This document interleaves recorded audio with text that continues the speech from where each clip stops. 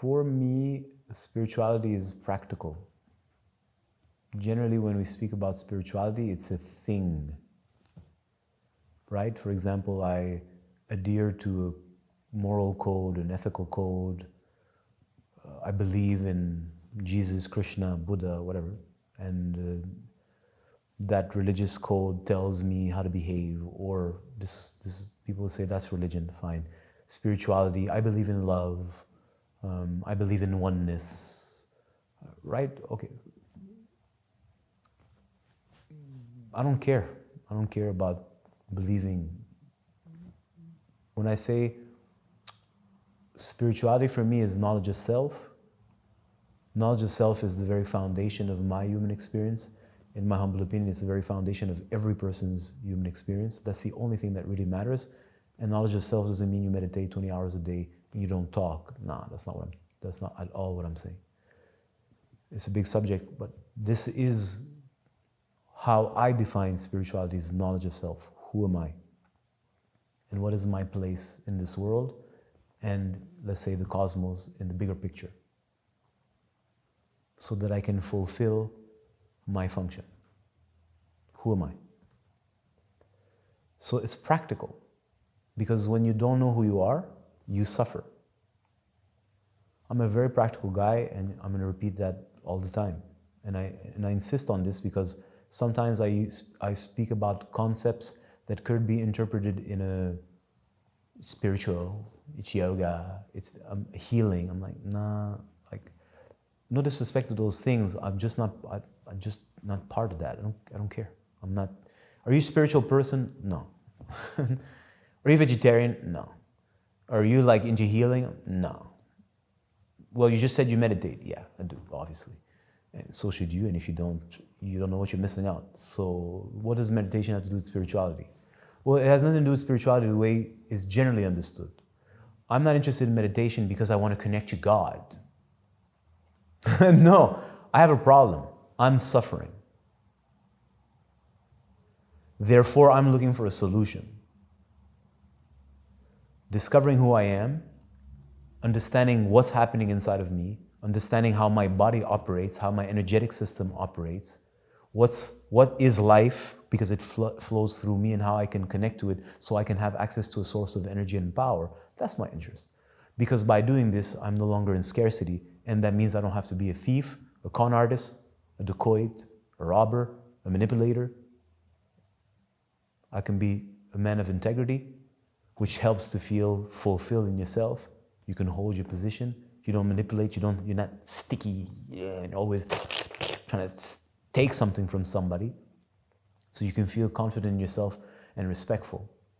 So what I'm trying to say is that spirituality is knowledge of self, and knowledge of self is, there's philosophy knowledge of self. Yeah, who am I? I wonder, who am I? That's like mental knowledge of self. When I'm talking about knowledge of self, it's a practical thing. Who am I? The reason I'm suffering is because I don't know who I am. Therefore, I'm always doing the wrong things, or trying to do other things that I'm not meant to do these things. So I'm always going in the wrong direction. If I'm a giraffe and I'm confused and I'm acting like a hippopotamus, am I not going to suffer? I'm going to try to hook up with a hippopotamus chick. What's she going to do? She's going to reject me. And I'm going to be dumb and confused. I'm like, I don't know why she's rejecting me, because you're a fucking giraffe. Ain't nobody telling you a giraffe, and even if somebody tells you a giraffe, you don't see that because you can't believe that. Because you've been conditioned to believe that you're a hippopotamus, because hippopotamus is the only animal in the whole animal kingdom, and if you're not a hippopotamus, you're not the man. Therefore, everything you're going to go through is going to create suffering. You're always going to suffer. You're mentally going to suffer, psychologically suffer, emotionally you're going to suffer, physically suffering, energetically you're going to suffer, resource-wise you're going to suffer because you're in the wrong lane. Then you're going to try to take workshops on how to be the best hippopotamus. Well, no matter how hard you try, you're never going to be the best hippopotamus because you're not. So knowledge of self is getting to discover who and what you are, so that you can enter into that lane that is yours. That's what I mean, knowledge of self. Now, the knowledge of self can go really deep. It could, it must, it will. That's depending on how far you want to go down the rabbit hole. But knowledge of self is to discover who you are and where you are and where you fit and how then life is organized. So it starts to become,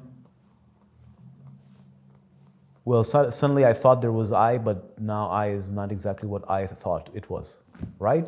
It just expands. But it's always based on the same fundamental, basic human need. If I'm diseased, I'm suffering. If I'm thirsty, I suffer. If I'm hungry, I suffer. If I'm confused, I suffer. If I can't be in a relationship with a woman, a deep, fulfilling relationship with women, I suffer. If I can't have a meaningful relationship with brothers and men, I suffer. If my day-to-day activity has no purpose, I suffer. If all of that creates a bunch of tensions in my body and there's a bunch of symptoms, I'm talking about physical symptoms, I suffer. If I'm growing old and my life is just passing by and I haven't accomplished anything that has meaning, I suffer. Disease, disease, disease, disease. What's the solution? Know thyself. Why? Because if you go towards your center to get to know who and what you really are, you stop trying to be the things you're not. Your mind starts to calm down. And you get into a zone where it's like, well, if I'm a hippopotamus, I behave like a hippopotamus. Don't they say the expression, if it walks like a duck, it quacks like a duck? I don't know what else it does like a duck. It must be a duck. Yeah, but that means it doesn't have to try. It's a duck. Same goes for you. The issue is that because you don't know who you are, everything is complicated and everything is hard, which is, in other words, suffering. So discovering who and what you are is the removing of suffering. What does this have to do with spirituality in the way that is generally understood as soul to you on Instagram? If that works for you, great. But I'm a practical person. I don't care. I don't care. We're down to earth. I'm in pain. The fuck do I care about God? God is a concept. There's a power at the base of creation, obviously, that you may not know. Fine. But God is a concept human beings have invented to hold on to something, to appease and palliate their pain. Yeah, but if I'm in pain, why am I in pain? Now that's the question. And my interest is to resolve the pain, the disease. And that for me is quote unquote spirituality.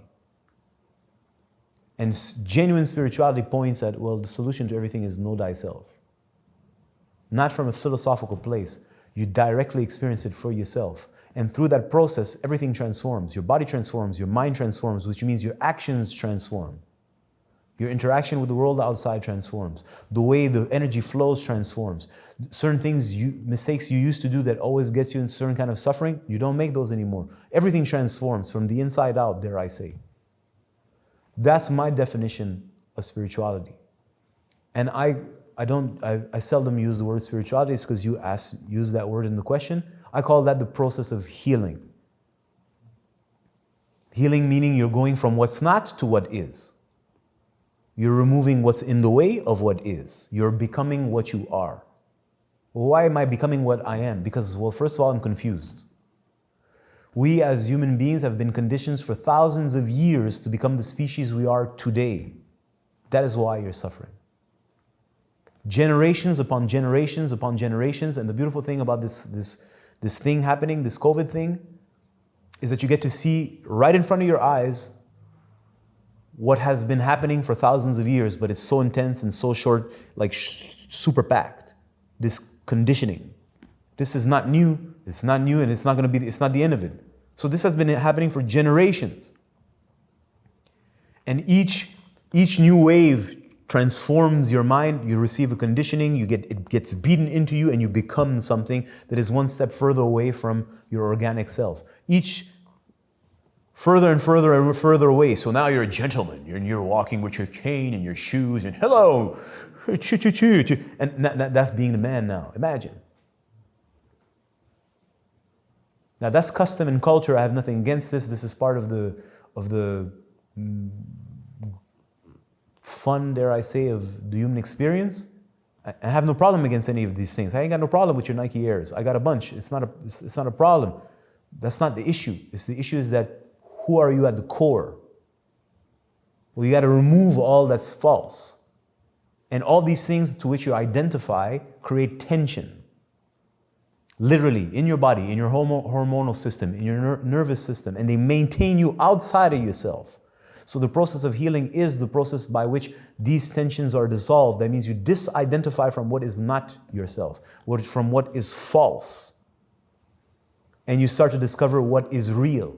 And you can go very deep into that process, but you get the gist. Well, that's the basic of life, especially in this day and age. And eventually you get to a place where you become clear, okay, this is who I am. So your interest is no longer about how to appease suffering, it's how do I grow what I am. But the first phase of the so-called spiritual path, and I don't want to use that word again, but I'm using it for this conversation. The very first phase of healing your manhood is, well, you have to acknowledge I'm in pain. And ain't nothing wrong with the fact that you're in pain. Most people, if not all people, are in pain because they're confused. It doesn't matter that Drake has applauded the world around. You don't know what he's actually living. You don't know how he feels. He'll never tell you either because it's not good for the brand. But you think because he's got fame, name, and notoriety that he's the man and he's happy. You don't know what he's actually living. And we can use the beautiful analogy of Michael Jackson to point to celebrity is not what you think. So what I'm trying to tell you is that at the onset, you're in pain. There's a disease. Don't tell me it's not painful not to be able to be in a relationship with a woman. And I'm not saying it's your fault. I'm not saying it's her fault either. I'm just saying there's a disease. You have your part, she has hers.